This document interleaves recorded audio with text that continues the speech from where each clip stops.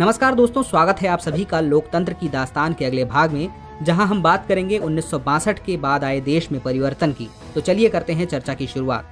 प्रधानमंत्री जवाहरलाल नेहरू ने अपने दूसरे कार्यकाल में गोवा की सफल मुक्ति की देखरेख कर और दमन और दीव में सैन्य अभियान के माध्यम से 400 वर्षों से अधिक के पुर्तगाली शासन की समाप्ति से अपने तीसरे कार्यकाल की जमीन तैयार कर ली थी। हालांकि विपक्ष से अधिक चुनौती उन्हें अपनी ही पार्टी के सदस्यों द्वारा मिली। वहीं पहले मुख्य चुनाव आयुक्त सुकुमार सेन साल 1958 में सेवानिवृत्त हुए और केवी के सुंदरम ने उनका पदभार संभाला। इसके साथ ही आयोग ने बड़ा बदलाव करते हुए 1962 के चुनाव में 2 सदस्यीय सीटों को समाप्त कर दिया। दरअसल यह एक ऐसी प्रणाली थी जिसका उद्देश्य कुछ आरक्षित SC/ST सीटों पर सामान्य वर्ग को भी प्रतिनिधित्व प्रदान करना था। आंकड़ों के मुताबिक 1952 के चुनाव में कुल 86 सीटें थीं, वहीं 1957 के चुनाव में यह संख्या 91 थी। चूंकि पहले 2 चुनावों में कुछ निर्वाचन क्षेत्रों, जिनमें नेहरू का फूलपुर और फिरोज गांधी की रायबरेली सीट शामिल थी, ने 2 सदस्यों को लोकसभा में भेजा। हालांकि धीरे धीरे SC/ST आरक्षण को एकल सदस्यीय निर्वाचन क्षेत्रों तक सीमित करने की मांग ने जोर पकड़ा, जिसके बाद संसद ने 2 सदस्यीय निर्वाचन क्षेत्र उन्मूलन अधिनियम 1961 पारित किया। 1962 के चुनाव में कई भारतीय राज्यों का पुनर्गठन हुआ, जिसमें 1960 में गुजरात और महाराष्ट्र शामिल थे।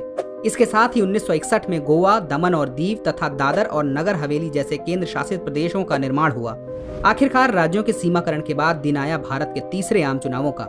साल 1962 में 16 से लेकर 25 फरवरी तक चले चुनावी दौर में लगभग 21 करोड़ मतदाता शामिल थे।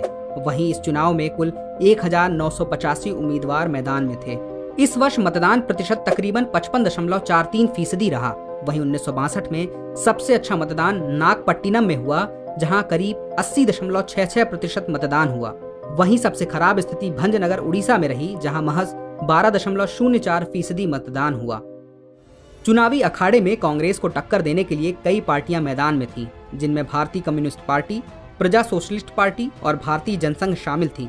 मतदाता की बाईं तर्जनी पर अमिट स्याही लगाने की प्रथा जो पहले 2 चुनावों में देखी गई, वो 1962 में भी जारी रही। लेकिन कलकत्ता दक्षिण पश्चिम लोकसभा सीट पर उपचुनाव से पहले एक परीक्षण सफल नहीं होने के बाद फोटो पहचान पत्र जारी करने का एक प्रयोग छोड़ दिया गया था। चुनाव के बाद वक्त आया परिणामों का। इस वर्ष वोटों की गिनती में मतदान से ज्यादा समय लगा। वहीं कुछ सीटों पर दोबारा गिनती की भी मांग की गई। पुराने सदन को आवश्यक लंबित कार्य निपटाने के लिए समय देने के बाद 2 अप्रैल 1962 को नई लोकसभा का गठन किया गया। 10 अप्रैल 1962 को जवाहरलाल नेहरू ने प्रधानमंत्री के रूप में तीसरे कार्यकाल के लिए शपथ ली। लेकिन भले ही कांग्रेस ने इस चुनाव में शानदार जीत हासिल की थी, पर इस विजय के साथ ही पार्टी की आलोचना के स्वर भी उभरने लगे थे, जो राजनीतिक मंच पर एक नई चर्चा के आरंभ की ओर इशारा कर रहे थे। अपने तीसरे कार्यकाल के शुरुआत में ही कांग्रेस सरकार भाषाई राष्ट्रवाद और उप क्षेत्रीय आकांक्षाओं के बढ़ते ज्वार के अलावा भोजन की कमी और सामान्य सामाजिक अशांति से भी जूझ रही थी। इन सब उथल पुथल के बीच 20 अक्टूबर 1962 भारत के लिए काला दिन साबित हुआ, जब घात लगाए बैठे चीन ने उस पर हमला कर दिया, जिससे भारत की भरोसेमंद विदेश नीति के हिंदी चीनी भाई भाई के सिद्धांत को करारा झटका लगा। आजादी के बाद खड़े हुए देश के लिए यह बेहद घातक साबित हुआ।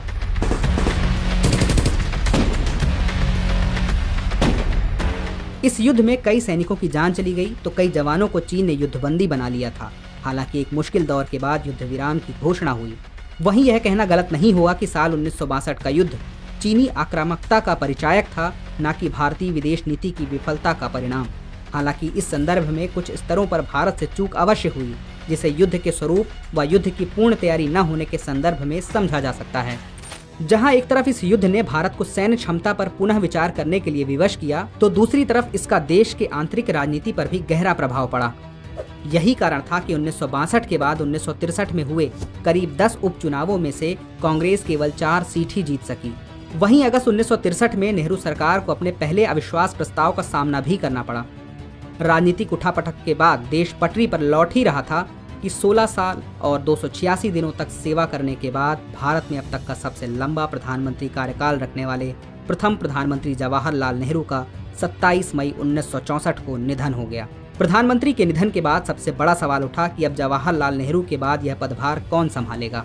इतिहासकारों के अनुसार जवाहरलाल नेहरू की मृत्यु के करीब 2 घंटे के भीतर ही तत्कालीन गृह मंत्री गुलजारी लाल नंदा को कार्यवाहक प्रधानमंत्री बनाया गया, जिसके बाद शुरुआत हुई प्रधानमंत्री की खोज की और उस वक्त कांग्रेस पार्टी के अध्यक्ष रहे के कामराज को यह कार्यभार सौंपा गया। बहरहाल उस समय कई दिग्गज चेहरे प्रधानमंत्री के रेस में शामिल थे, जिसमें गुलजारी लाल नंदा, मोरारजी देसाई से लेकर लाल बहादुर शास्त्री तक का नाम शामिल था। वहीं राजनीतिक विशेषज्ञों के मुताबिक मोरारजी देसाई के नाम पर आम सहमति नहीं बन पा रही थी। वहीं ज्यादातर नेताओं ने जिस नाम पर मुहर लगाई वो नाम था लाल बहादुर शास्त्री। इस तरह लाल बहादुर शास्त्री ने 9 जून 1964 को भारत के प्रधानमंत्री के रूप में शपथ ली। देश को नया प्रधानमंत्री मिला, लेकिन खाद्यान्न संकट और राजनीतिक संघर्षों के बीच एक बार फिर भारत पर युद्ध के बादल मंडरा रहे थे। आखिर भारत के लिए कौन सी नई चुनौतियां दस्तक दे रही थीं, जानेंगे अगले एपिसोड में। तो दोस्तों, जल्द ही मिलते हैं लोकतंत्र की दास्तान के अगले भाग में। जय हिंद।